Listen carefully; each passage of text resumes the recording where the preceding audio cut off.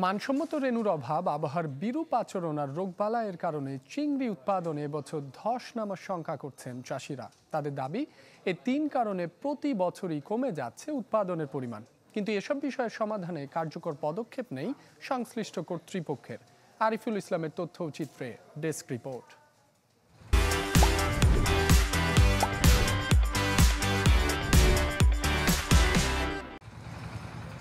শুরু হয়েছে গলদা আর বাগদা চিংড়ির উৎপাদন মৌসুম, কিন্তু পানির অভাবে এখনও ফাঁকা পড়ে আছে বাগেরহাটের বেশিরভাগ ঘের। মৎস্য চাষিরা বলছেন, এই সময়ে তাদের ঘেরগুলো প্রাকৃতিকভাবেই পানিতে ভরপুর থাকলেও এবার প্রচণ্ড তাপদাহের কারণে ঘটেছে উল্টো ঘটনা।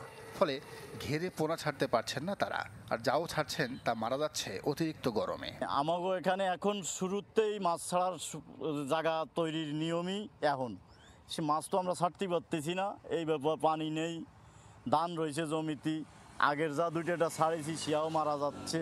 প্রতি বছর ঝড় বৃষ্টি এবং বন্যার কারণে আমাদের ঘের ভিড়ি থেকে মাছগুলো সব বেরিয়ে যায় এবং এবছর প্রথম অবস্থায় মাছ ছাড়ায় অল্প পানি ছিল, তাতে আমরা মাছ খুব দেখতে পাচ্ছিলাম। খাল বিল এখন সব শুকনো, প্রায় ঘিরেই দেখা যাচ্ছে যে মাছগুলো মারা যাচ্ছে। এদিকে বেড়েছে রোগবালাইয়ের আক্রমণ, আছে মানসম্মত রেণুর অভাবও। সব মিলিয়ে চিংড়ি উৎপাদনে এবার ধস নামার শঙ্কা চাষিদের। ভালো মানের পোনার অভাবে কিছু কিছু ঘেরে কিছু বলতে বেশ কিছু ঘেরেই মাছ মারা যাচ্ছে দেখা যাচ্ছে। কিছু রোগও আছে যে এখানে আপনার ভালো পরিবেশ নাই, যে সমস্ত ঘেরে ভালো পরিবেশ নাই সেখানে রোগ আক্রান্ত হচ্ছে। সাদা সোনা খ্যাত চিংড়ি মাছের চাষাবাদ নিয়ে যখন এত সংকট, তখন কি করছে কর্তৃপক্ষ? প্রশ্ন ছিল চিংড়ি গবেষণা কেন্দ্রের কর্মকর্তার কাছে।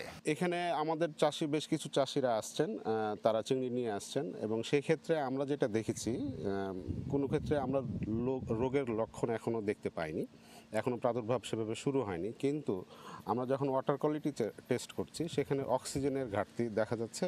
যখন পানির গভীরতা কম থাকবে, তাপমাত্রা বেশি থাকে এবং বৃষ্টি হওয়ার সাথে সাথে যখন তাপমাত্রার ফ্লাকচুয়েশনটা বেশি হয়, পরিবর্তনটা বেশি হয়ে যায় এবং এটা কিন্তু চিংড়ি সহ্য করতে পারে না। যদি আমাদের পানির গভীরতা বেশি থাকে, এই যে হঠাৎ বৃষ্টিতেও কিন্তু পানির তাপমাত্রা একটা কম পরিবর্তন হবে। একসময় বাগেরহাটে উৎপাদিত চিংড়ি রপ্তানি করে বিপুল পরিমাণ বৈদেশিক মুদ্রা আয় হলেও সম্প্রতি নানা সমস্যায় জর্জরিত হয়ে পড়েছে খাতটি। Desk report, channel 24।